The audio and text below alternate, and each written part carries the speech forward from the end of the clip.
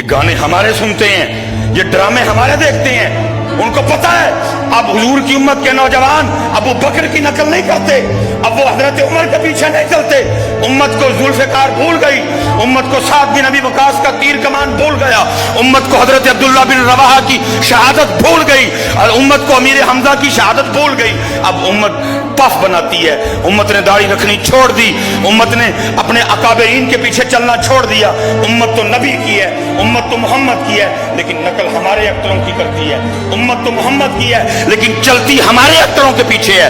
उम्मत तो मोहम्मद की है, लेकिन लिबास वो हमारे अख्तरों वाला पहनती है। उम्मत तो मोहम्मद की है, लेकिन नकल वो हमारे अख्तरों की करते हैं। उम्मत तो मोहम्मद की है, लेकिन इनकी शादियों पे रवाज हमारे हैं। उम्मत तो मोहम्मद की है, लेकिन इनके घरों में माहौल हमारा है। उम्मत को मोहम्मद की है, लेकिन मोहम्मद की उम्मत कुरान छोड़ चुकी है। अब वो यूट्यूब पे हमें देखते हैं, अब वो फेसबुक पे हमें देखते हैं, अब वो इंस्टाग्राम पे हमें देखते हैं, अब वो ट्विटर पे हमारे पीछे चलते हैं। तो फिर करो जो करो।